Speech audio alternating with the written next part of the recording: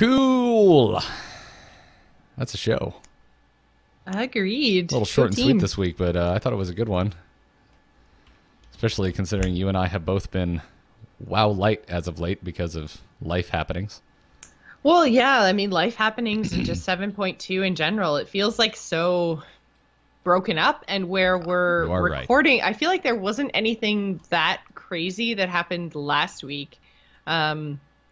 In terms of like story that came out on the Tuesday, and then it's been so broken up. It's like you get one quest the same way that the Nightfall and stuff was, where it's like you get like 1 or 2 quests on Tuesday and you do it, and then you just have to wait another week because of arbitrary reasons. Like the story feels really janky and broken up. So because it feels so janky and broken up, I feel like I didn't do anything, like, because it's such a small, tiny chunk of content.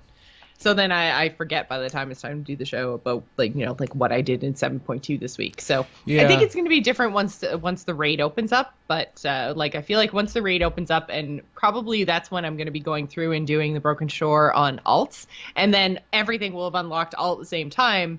So then it will feel smoother, and I can sit down and do it in like a 2 or 3 hour stretch, and then it's going to make more sense. But yeah. Yeah, no, I totally get you there. I think it's, again, it's kind of, it suffers because of the overall quality of this expansion as a whole. And I think, like, part of that, like, oh man, it's just like, I just do like one little kind of sliver. We've been so used, because of Legion, to really focusing on one hero, because there's so much to do with that one hero. And now we're finally to a point where it's like, oh, there's not that much to do. Unless you're going down other routes like pet battling or PvP or that kind of stuff. And even though, y'all are, still trying hard to progress through the raid at a higher difficulty, it's always been for me. It's still the same raid content, right? Like, we're still killing the same bosses. We're just doing them on higher difficulties. Yeah. For me personally, anytime I've defeated the final boss of a raid, it's always felt like, okay, I'm done with this. Even though I still want to go back in, I still want to get certain pieces of gear. But overall, I'm not nearly as driven once I defeat that final boss. Yeah, the final boss is your, like, that's your achievement, right? That's your goal.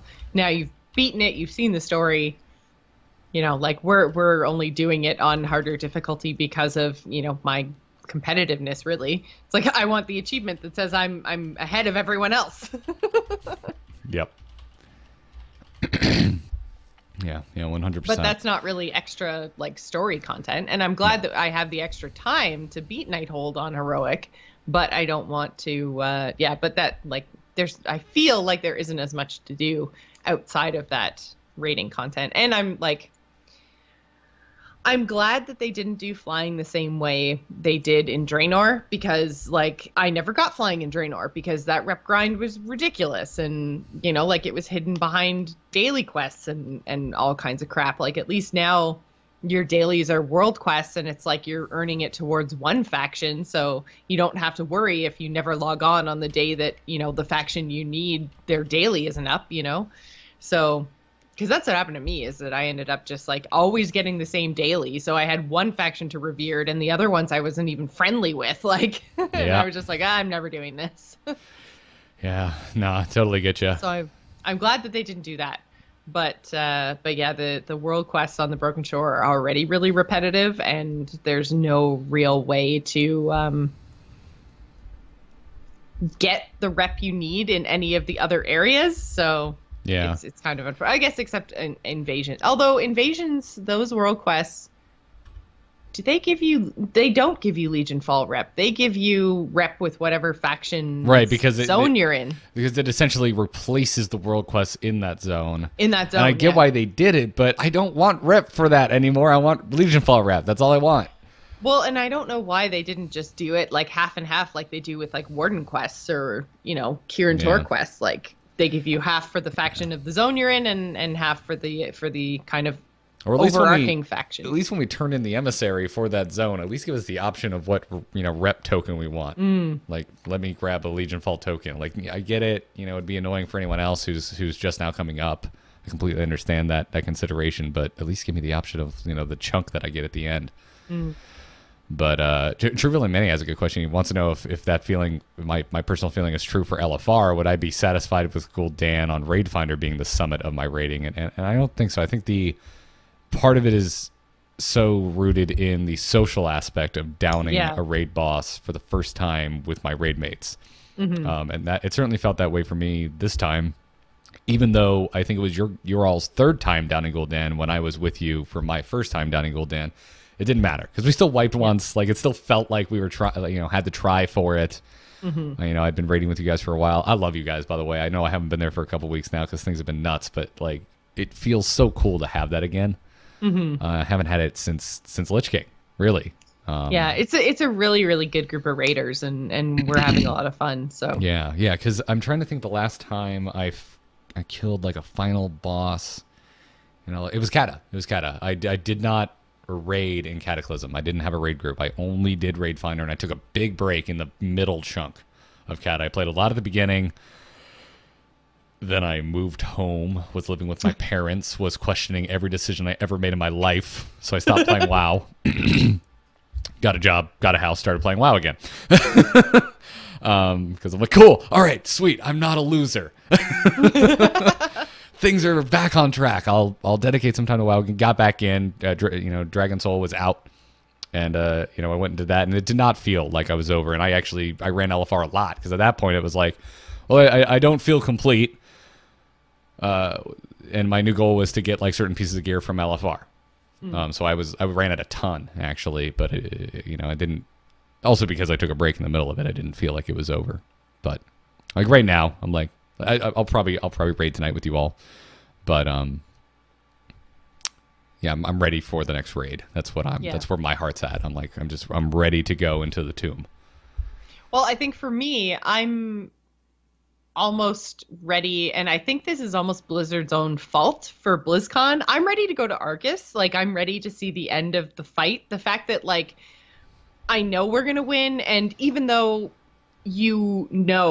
as a player, you're probably not going to lose, there's still always the chance, before Blizzard, tells you what's coming, there's still always the chance that, like, maybe what if we lost on the Broken Shore? Like, what if the next expansion was actually, like, Azeroth is just corrupted the way Arthas has been corrupted, or Argus, sorry, not Arthas, Argus.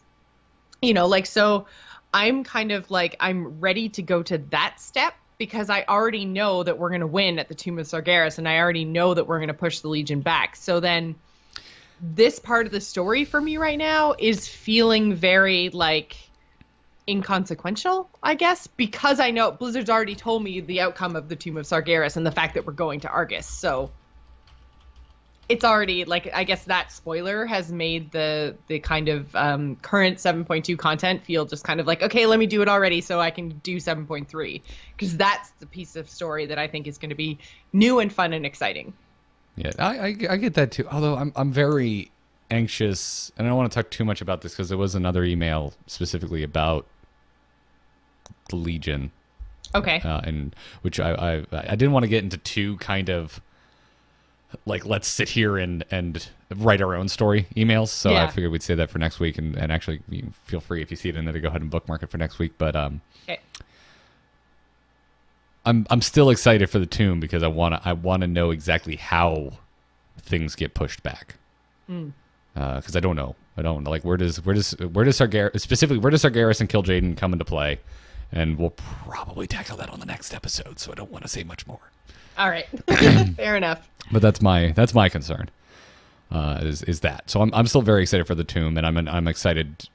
I really bought into their pitch for it from like an art standpoint of, like, start at the top and it looks pretty much like we've seen so far in terms of architecture, and then as you descend it just gets more decrepit and creepy and fel infused, and I'm very excited to go on that journey. So yeah, that's true. I haven't seen a lot of like screenshots and stuff. I'm basically just assuming that Tomb of Sargeras is going to be like Fell Soul Hold, and I guess that's kind of okay, but at the same time, like, I think we talked about it last week or the week before, where, like, you're also kind of sick of that aesthetic, because we talked about what the aesthetic of Argus might look like. Yeah. And how it would be different because it's like fel infused Draenei stuff instead of fel infused like Elven stuff, which looks very much like, you know, ancient Greek, ancient Roman, you know, columns and gray and marble and white and very, very bland in and of itself. Although it looks really cool, it's still, it's visually, it's all one color, and that color is gray. So then the fel is really overwhelming on that aesthetic. Whereas with Draenei, it's very, you know, blue and gold and purple. So that's going to look cool with the fel stuff.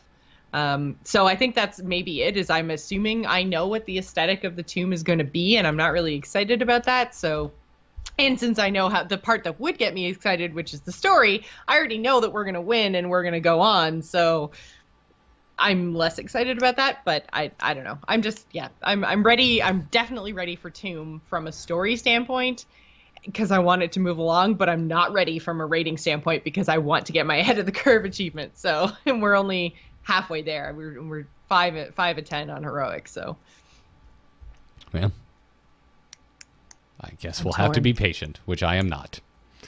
So, all right, folks, I'm going to kill the stream for now, and thanks for tuning in, and we'll talk to you later.